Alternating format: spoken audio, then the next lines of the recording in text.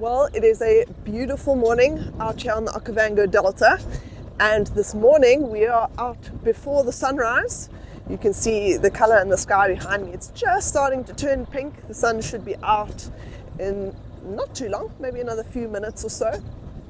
And this morning, the reason we are out so early is to look for some wild dogs. Now, wild dogs are normally crepuscular animals, which means they're more active during dusk and dawn. And so this is the time we really want to be out looking for them.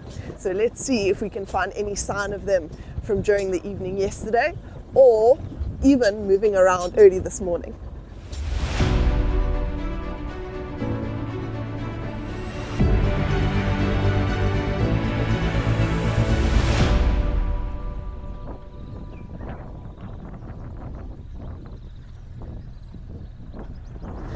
One of the places we're going to be looking in, and especially starting our search, is in these open grassy plains like what's behind me. So you'll probably find wild dogs during the night, or maybe even in the early hours of the morning. They'd be looking for things to hunt. So things like impala, maybe even in some areas of the delta, things like red lechwe.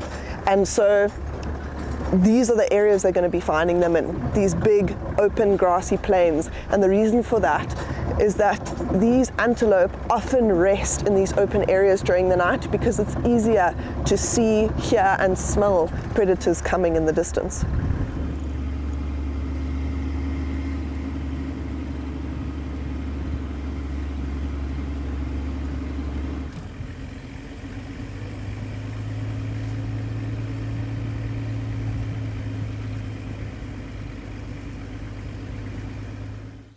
Alright, well, Barden and I have just jumped off the vehicle quickly because he's actually spotted some tracks of some wild dogs. So it looks like these wild dogs have come past here sometime. When do you think, Barden? Yesterday in the afternoon, in the evening. Around yesterday. Okay. So at least we know they're somewhere in the area. It's a little bit tricky to see the tracks because they are quite windswept. And it is very windy today, so it's making it quite difficult to track them. But we're going to follow these tracks and see if maybe we can come up with some fresher signs somewhere along the way.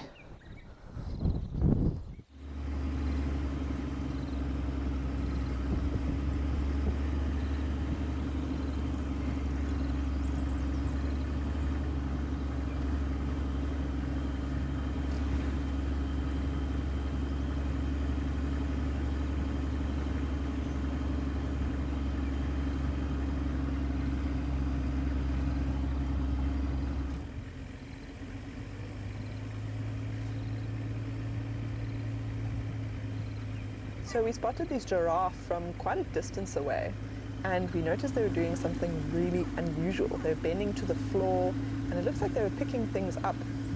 And I've only ever seen this twice, and only ever in dry areas, so it makes sense, I guess, now being in the dry season out here in the Okavango Delta.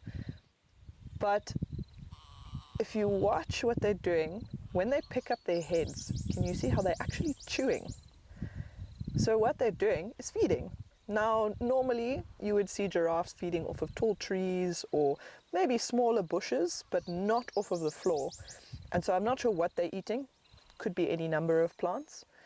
More than likely, it would be something that's a succulent of some sort or something that holds a lot of nutrients. Especially out here in the dry season, you'll find that trees and other types of plants, they often produce things known as tannins, which basically just makes them taste really terrible, makes them taste sour or bitter, and so that protects them from getting eaten by things like these giraffe. But it could also be that they're trying to protect what little nutrients they have left. Being the dry season, these plants are also struggling, and so these giraffe are now feeding on what little creepers are crawling across the floor. Very interesting. But also watch how vulnerable they are. Look at how alert they are. They're watching. Every time they pick up their heads, They're scanning the area to see what's going on. They're even looking at those ostriches. But those ostriches are out in the open, so they're quite easy to identify. What they're really looking for is predators like lions, because especially bending over like they do, they're not the most steady, if I can put it that way. So they can overbalance really easily. And so all it would take is a lion to come up behind one of these giraffes, cause them to fall into a hole, or maybe even use their weight to kind of push the giraffe over. And once that giraffe has fallen over, that's the end. It's going to be really cumbersome for that giraffe to try and get up. And normally, if lions are hunting giraffe, it's not going to just be one lion, it's going to be multiple. So imagine being that giraffe and how scary that thought must be. And so you can see how they're actually just looking around, scanning constantly. And in fact, sometimes they just scan while chewing. They just keep chewing and then they scan around like, ooh, what's going on? And the wind doesn't help either. The wind actually makes it worse for them because they can't hear when anything's coming. And certain smells are being pushed through on that wind that they don't know where they're coming from. They only have one sense of direction from that wind, but behind them, no idea. So often you'll notice they start to face into the wind so that they can hear and smell things coming towards them, but then they have to use that sense of sight to see what's behind them.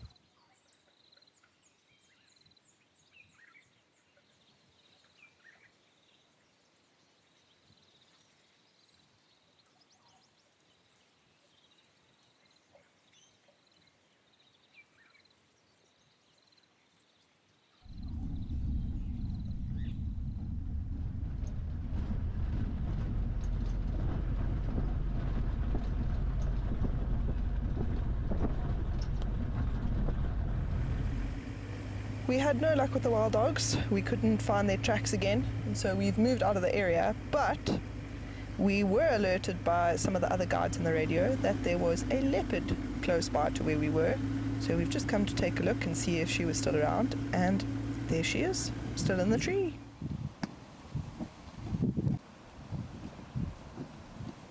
I mean, she looks very, very comfortable where she is. Look at how her paws are hanging over the back branches there, even her tail. And you'll probably find that where she is now, she is in dappled sunlight, so she is getting some of the sun. But because of the wind blowing around us, it is actually a lot cooler this morning than it normally is out here. And so I think she's enjoying a bit of the sunshine on her coat, but also that cool breeze that she's getting in the top of the canopy.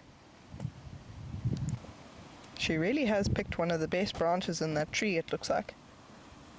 It's the only branch that really hangs over straight and has a nice perch for her to lie on. But I think let's try and get around and see if we can get a different angle and maybe see her face a little bit better.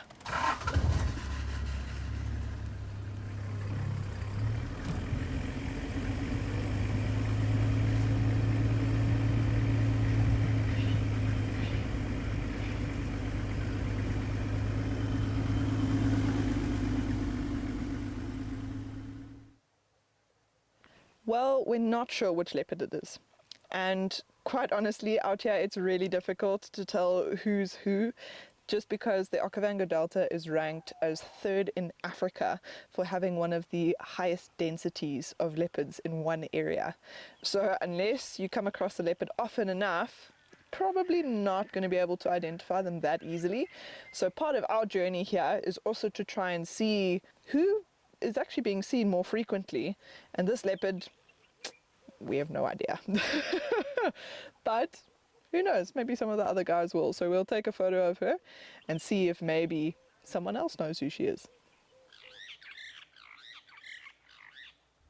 If you watch her carefully, can you see how she keeps opening her eyes, lifting her head every now and then, but she keeps staring in a particular direction?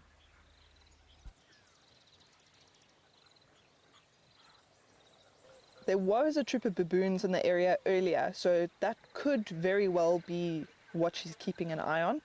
Apparently, when some of the other guides were here, they spotted a youngster with her when they first arrived, but since the vehicles arrived, that youngster's actually hidden away. So Mum seems very relaxed. She seems to be very used to cars, but obviously that youngster hasn't come across cars very often. And so we don't know the age of the youngster, but depending on the age, a troop of baboons could be a massive threat to it, and even a threat to Mum herself, because, I mean, big male baboons, to be honest, have canines that are roughly about that big, some maybe give or take. And so if there's 5 or 6 large males against one leopard, it's not going to end very well necessarily. So she's got to be super cautious, and she needs to know what's going on. Oh, look, there's an elephant.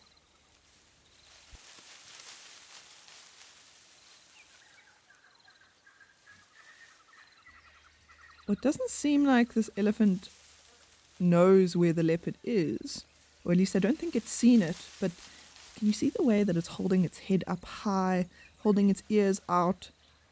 And so I think it might have caught the scent of this leopard, and now it's trying to figure out exactly where it is.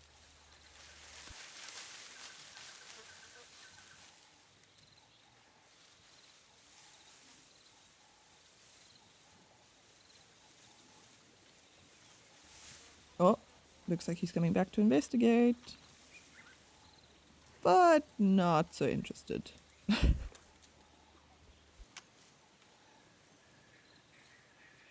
Well, although this leopard is not a threat to this elephant, if the elephant happens to notice that the leopard is there and it can get to it, there's a good chance it'll chase it off.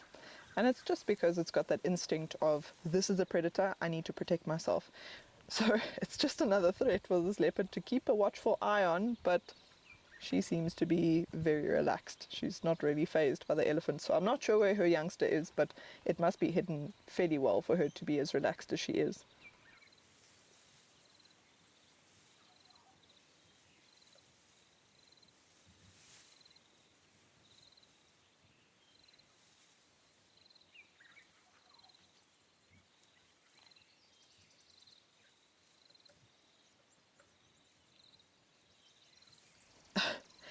It looks like this leopard is about to get very comfy for the rest of the day in this very nice shady jackalberry tree, and I don't blame her. It looks like the perfect branch for a leopard to sleep on for the majority of the day, especially while it's hot. So I think we're going to leave her be to enjoy the cool breeze up there.